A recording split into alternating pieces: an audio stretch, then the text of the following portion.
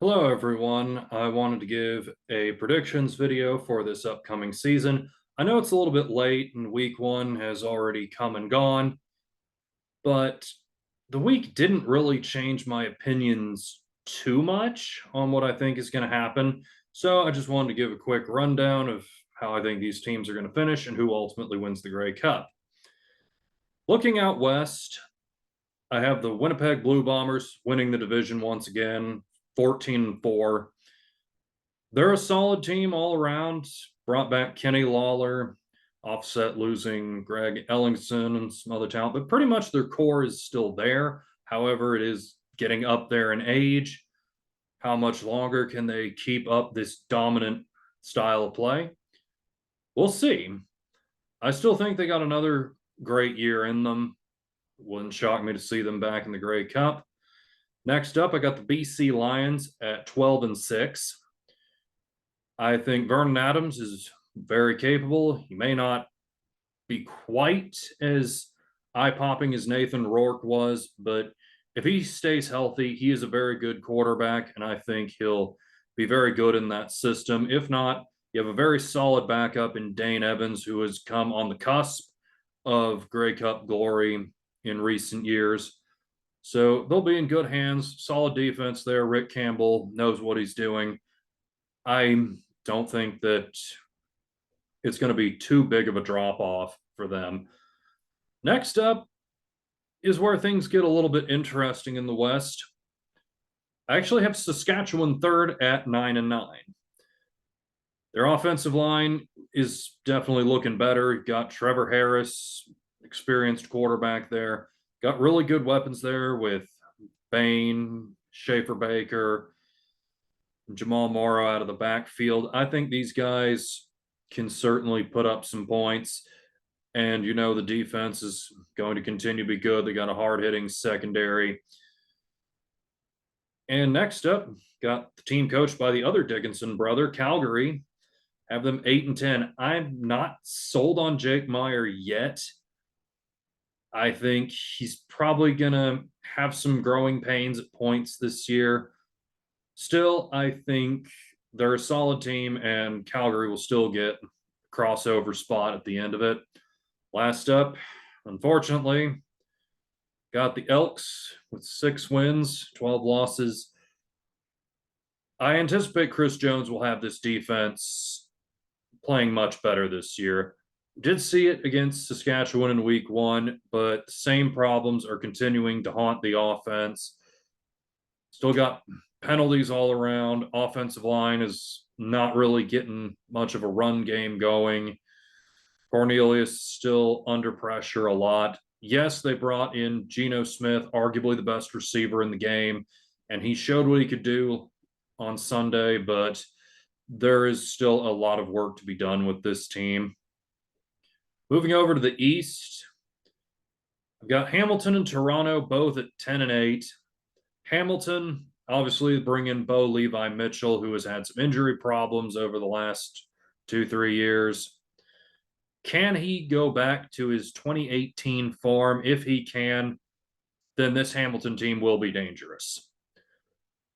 Bring in a guy like Jagarrett Davis, who is pretty much the lucky charm when it comes to Grey Cups. Also brought in James Butler from BC. This team is clearly loading up to make a deep run. And it seems with Orlando Steinhauer, these teams start slow, but then if they get to the point late in the season that they're hitting their stride, I would imagine the same thing's probably going to happen again. Toronto, obviously, new starting quarterback with Chad Kelly coming in. Cloud Bethel Thompson went to the USFL. There's still talent.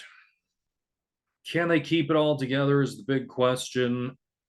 And what is Chad Kelly going to be? Still don't know yet. I mean, in the Grey Cup, he definitely was a big reason why Toronto pulled it out. I think he'll be fine.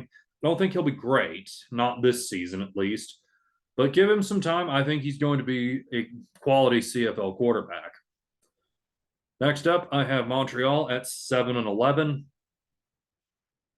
Bringing in Cody Fajardo, and Jason Moss together. It worked well in Saskatchewan, but I definitely think those Rider teams were significantly better than what Montreal currently has.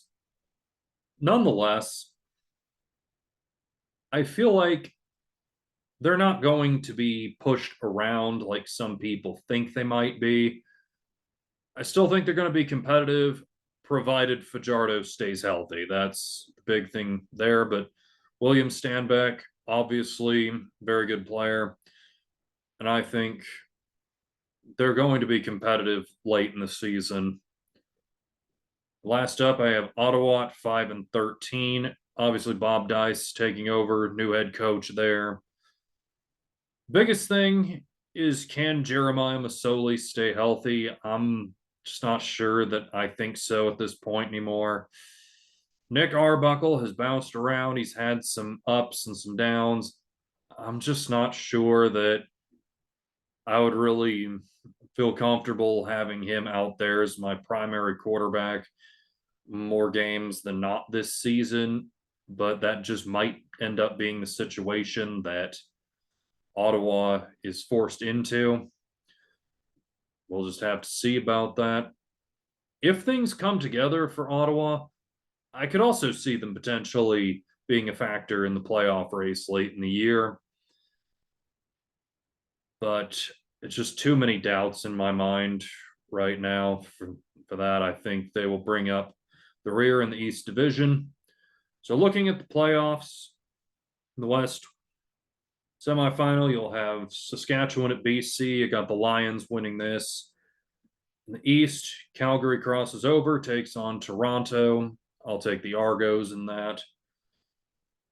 West final will have BC going to Winnipeg again. I don't know if Winnipeg's going to be able to keep this up forever and feel like they're going to fall eventually. And I'm like, no time like the present. Give me BC in an upset. Why not? Out east, you'll have Hamilton and Toronto, two teams that have seen plenty of each other over the years. And I think Hamilton gets back to the Grey Cup for the third time in the last 4 Grey Cup games.